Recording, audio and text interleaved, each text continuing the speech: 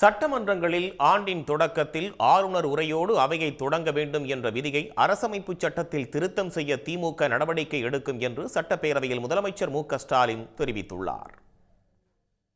தமிழ்நாடு சட்டப்பேரவையில் இருந்து ஆளுநர் ஆர்.என். ரவி அரசின் உரையை படிக்காமல் வெளியேறியது சர்ச்சையை கிளப்பியுள்ளது. இதை குறிப்பிட்டு அவையில் பேசிய முதலமைச்சர் மு.க.ஸ்டாலின், ஆளுநர் மீண்டும் ஒருமுறை சட்ட விதிகளையும் மரபுகளையும் மீறி செயல்பட்டு அவையில் இருந்து வெளியேறி சென்றிருப்பதாக கூறினார். மாண்புமிகு ஆளுநர் அவர்கள் வேண்டும் என்றே அரசமைப்பு சட்டத்தை மீறிய ஒரு செயலை செய்துள்ளார்.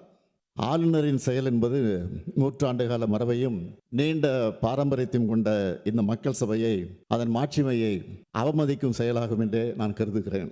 ஆளுநர் என்பவர் மாநில நலனில் அக்கறை கொண்டவராக, மக்கள் மேம்பாட்டில் ஆர்வம் கொண்டவராக, உண்மையை பேசுபவராக இருக்க வேண்டும். மக்களுடைய பேராதரவோடு பெரும்பான்மையோடு வெற்றி பெற்று ஆட்சி அமைந்துள்ள அரசு எடுக்கின்ற முடிவுகளுக்கு ஒத்துழைப்பு கூடியவராக இருக்க வேண்டும். அதைத்தான் அரசமைப்பு சட்டமும் அந்த பதவி வகுப்பிடம் இருந்து எதிர்பார்க்கிறது. ஆனால் நம்முடைய ஆளுநர் அவர்கள் அதற்கு மாறாக செயல்படுகிறார். மாநில நிர்வாகத்தை முடக்கவும், பொது மேடைகளில் அரசியல் பேசியும் அவதூறு பரப்பி வருகிறார். அது அவர் சொந்த விருப்பம் என்று கருதலாம்.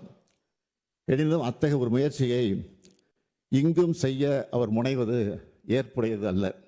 தொடர்ந்து தமிழ்நாடு அரசு அச்சிட்டு வழங்கிய உரை மட்டுமே பேரவை குறிப்பில் இடம்பெற வேண்டும் என முதலமைச்சர் ஸ்டாலின் முன்மொழிந்த தீர்மானம் நிறைவேற்றப்பட்டது.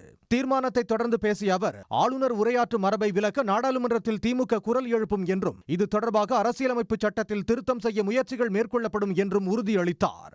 ஆண்டுதோறும் அரசின் சார்பில் உரை தயாரித்து அனுப்புவதும், அதனை முறையாக வாசிக்காமல் ஆளுநர் முரண்டு பிடிப்பதும் தொடர்ந்து வருவது நல்லது அல்ல.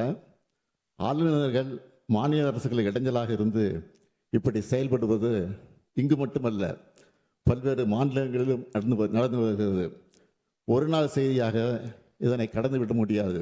3வது ஆண்டாக உரையை ஆளுநர் புறக்கணித்த நிலையில் அவரது முழு உரையை சட்டப்பேரவையில் சபாநாயகர் அப்பாவு வாசித்தார். சட்டப்பேரவை மரபுகளை எப்போதும் தொடரும் எனவும் சபாநாயகர் தெரிவித்தார்.